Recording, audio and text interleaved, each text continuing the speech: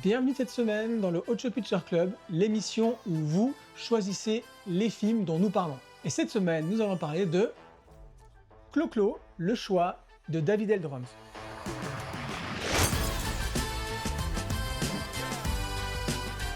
Clo-Clo de Florent Emilio Siri, sorti en 2012. Il s'agit du 5e film de son réalisateur qui a fait Nid Gap ou encore Otage, mais qui est aussi connu pour ses clips, notamment de rap, avec Bad Boys de Marseille, d'IAM.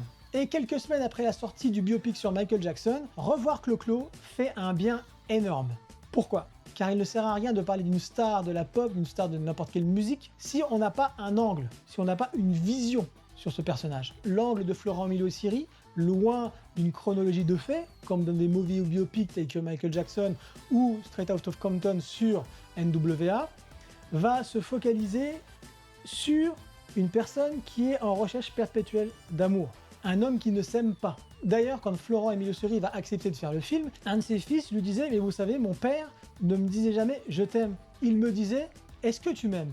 Donc quelque part, toute la vie de Claude François va être de cacher ce qu'il est véritablement. Et le plan qui revient régulièrement lorsqu'on discute avec des gens qui ont vu Clo-Clo, c'est le fameux plan séquence où on suit lors d'une fête dans la villa de Claude François, lorsqu'on suit les déambulations, jusqu'à ce qu'on arrive à la révélation d'un fils caché. Car oui, Claude François avait un deuxième fils qu'il cachait. Il y avait une espèce de honte comme ça perpétuelle qu'il habitait. Et d'un angle aussi bien choisi, en découle une réalisation tout autant inspirée, à l'image du plan de séquence qu'on vient de décrire. Mais Florent Emilio Siri, qui est un grand théoricien de la réalisation, nous dit que ce qui est important dans le plan séquence, ce n'est pas tellement le plan qui dure, mais là où on va le couper justement. Et c'est pour ça que le plan qu'on a évoqué juste avant marche tellement bien, c'est qu'il s'arrête sur la découverte du fils.